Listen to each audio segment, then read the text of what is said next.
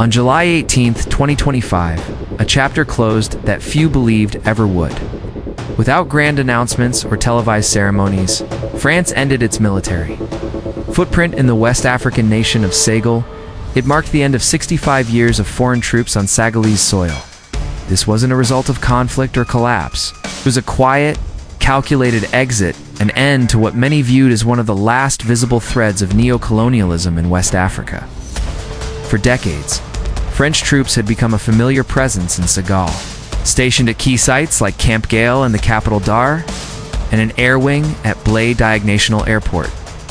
These weren't just forward operating bases, they were physical symbols of post-independence entanglement, framed in the language of partnership and security, but often perceived as lingering control. While officials spoke of joint missions and strategic cooperation, locals saw foreign uniforms embedded in their national command. But between July 17th and 18th, all of that changed. In a quiet, uneventful transfer, the French handed back control of both installations to Senegalese forces. No fanfare, no flag ceremonies. Just the clean, silent departure of around 350 personnel who had been withdrawing in waves since March. For the first time since 1960, Senegal no longer had any foreign military stationed within its borders. The silence around the exit was deafening and deliberate. What made this so striking wasn't just the departure itself, but how it unfolded. Unlike the chaotic expulsions in Mali or Niger, this wasn't a reaction to mass protests or regime changes. There were no angry speeches, no burned flags, no diplomatic explosions. Instead, it was the result of months of discreet discussions between Senegalese officials and the French government.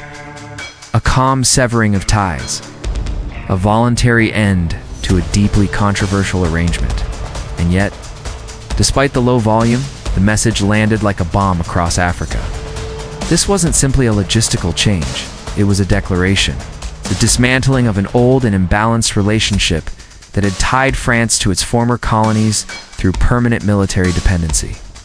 Across the continent, the event sparked a chain reaction. In Ivory Coast, activists began pushing for similar reevaluations. In Chad, France's remaining bases came under new scrutiny. What had once been considered normal was now openly questioned. So who drove this change inside Senegal? Had the political courage to ask France to leave, and the discipline to do it respectfully? The answer lies with one man, President Faye, a quiet disruptor who had only recently come to power. Elected just months earlier, in March 2025.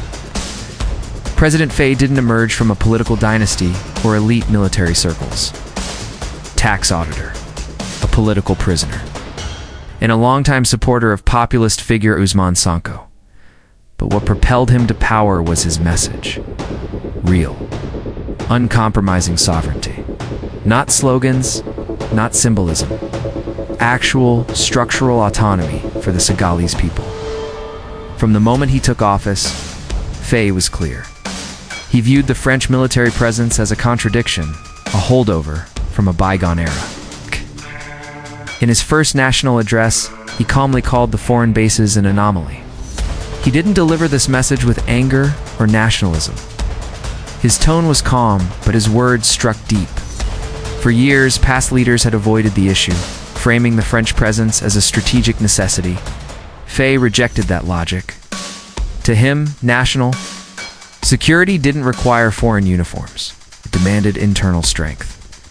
Rather than make noise in the media, Faye moved behind the scenes. He created a Defense Transition Commission to assess Senegal's readiness. He reviewed all military agreements, and without grandstanding or leaks, he opened quiet negotiations with France.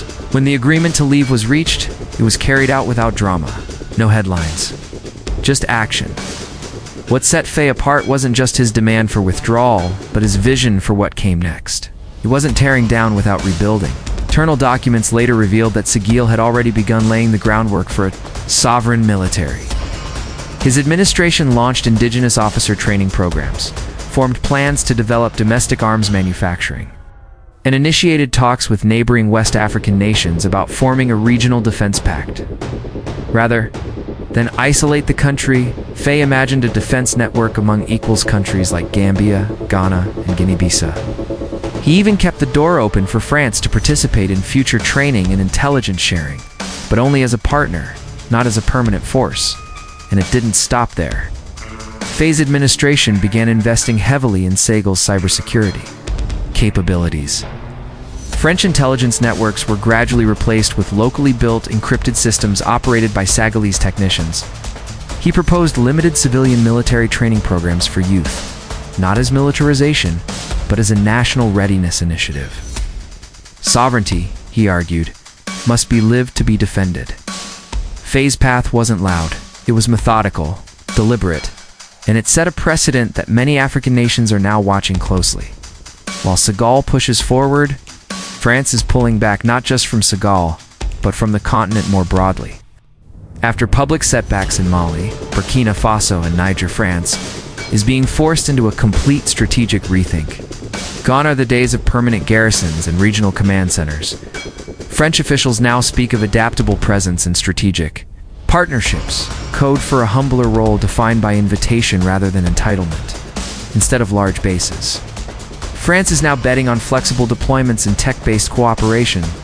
Its main remaining outpost is in Djibouti, far from West Africa's rising tide of nationalism. From there, it shares space with China, the US, and Italy in a tense but essential corner of global maritime strategy. Elsewhere, it's downsizing. In Gabon, deployments are being reduced. In Ivory Coast, military growth is on hold. In Chad, Paris is watching the political landscape with growing anxiety. France's exit from Senegal stings in a different way.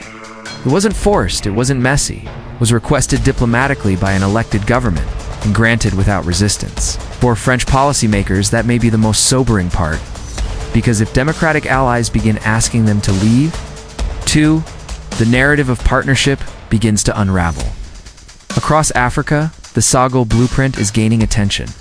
In Ivory Coast, youth groups are citing the peaceful nature of Senegal's transition as a model. In Chad, opposition groups are openly questioning the strategic value of hosting foreign troops. Even in quieter zones like Benin and Togo, activists are now more vocal about sovereignty, contracts, and foreign influence. But the path isn't simple for every country. Some leaders remain deeply entrenched in French defense systems. In Cameroon, President Paul Biya's regime is deeply intertwined with French military and intelligence support. In Niger, post-coup leaders have aligned more closely with Russia. And therein lies the danger replacing one foreign influence with another. What makes Senegal unique is that it chose neither. It didn't trade France for Moscow or Beijing. It opted for strategic autonomy and selective cooperation. That makes its model not just revolutionary, but rare, and the ripple effects go beyond defense. As countries rethink military agreements, they're also reevaluating trade deals, resource contracts, and investment policies. What began as a military shift could evolve into a broader redefinition of Africa's economic and diplomatic future. Senegal didn't stage a revolution. It engineered one, carefully, quietly, and in doing so, issued a challenge to the rest of the continent. If we can reclaim our sovereignty, what's stopping you? Now the question isn't whether other nations will follow. It's how fast and how far the winds of change will carry this new wave of African independence. If this story sparks something in you, hit the like button. Drop your thoughts in the comments. Do you believe more nations should follow Senegal's path? Don't forget to subscribe for more powerful stories from Black history, resistance, and resurgence.